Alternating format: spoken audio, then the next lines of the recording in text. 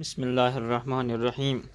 تو پچھلے جو سبق تھا اس میں ہم نے پڑھا تھا شاہ ہمدان کے متعلق کہ وہ کہاں پہ پیدا ہوئے، پھر زندگی کس میں گزاری اور کشمیر میں کتنی مرتبہ آئے اور ان کا انتقال کہاں ہوا اور کہاں دفن ہوئے، اور آخری وقت میں ان کے دہان مبارک پہ بسم اللہ الرحمن الرحیم جاری تھا۔ کشمیر اور کشمیریوں پر امیر کبیر میر سید علی ہمدانی شاہ ہمدان رحمۃ اللہ علیہ کے کافی احسانات ہیں۔ کشمیر اور کشمیریوں پر پورے خطے میں اور یہاں کے رہنے والے لوگوں کو امیر کبیر کے کافی احسانات ہیں۔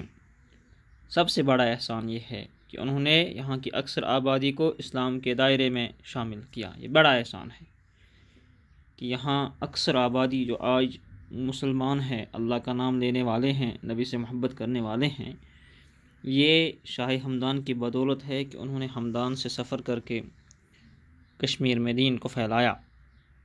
کشمیر آنے کے وقت ان کے ساتھ 700 سادات تشریف لائے تھے۔ کشمیر آئے تو 700 سادات، سمجھو کہ ان کے مریدین 700 لوگ ان کے ساتھ تھے جو ایک ہی جگہ نہیں رہے، جنہوں نے یہاں کے دور دراز علاقوں میں نہ صرف اسلام پھیلایا بلکہ مختلف علوم و فنون کے بارے میں بھی جانکاری دی۔ ایک کام تو ان کا یہ تھا، پہلا کام کہ دین اسلام پھیلایا جائے، نبی کا کلمہ پھیلایا جائے، ہر گھر میں، ہر در میں، ہر بستی میں، ہر گاؤں دیہات میں، دور دراز علاقوں میں۔ ایک تو یہ کام تھا۔ دوسرا کام یہ تھا ان کا کہ وہ علم اور فن کے ماہر بھی تھے۔ صرف دین اسلام ہی ان کا مقصد نہیں تھا بڑا مقصد وہی تھا، لیکن اس کے علاوہ وہ علم بھی جانتے تھے اور فن میں بھی مہارت رکھتے تھے، اور وہ جو علم جانتے تھے اور جو فن ان کے پاس تھا وہ انہوں نے کشمیریوں کو سکھایا۔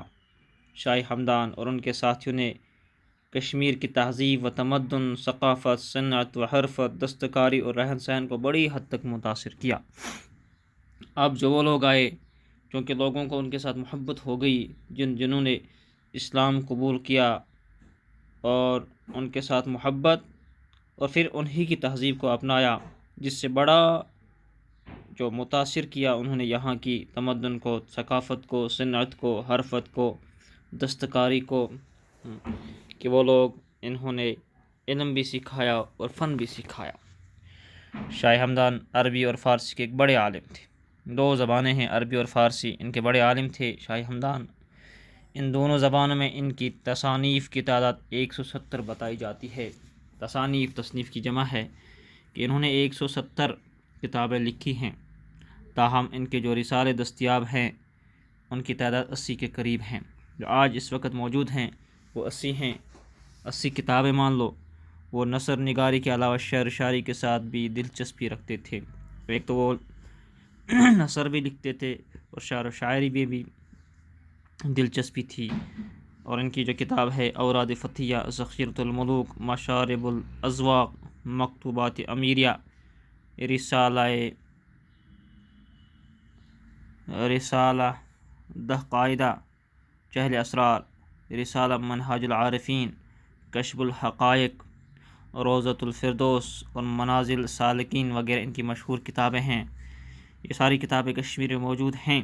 اور اوراد فتھیہ تو کشمیریوں کا معمول تھا کہ ہمارے اسلاف اوراد فتھیہ کو انہوں نے اپنا وظیفہ بنایا ہوا تھا۔ آج بھی اوراد ایک مشہور مجرب عمل ہے۔ جب کسی گھر میں کوئی پریشانی آتی ہے تو اوراد کے ذریعے اس کا حل نکالا جاتا ہے۔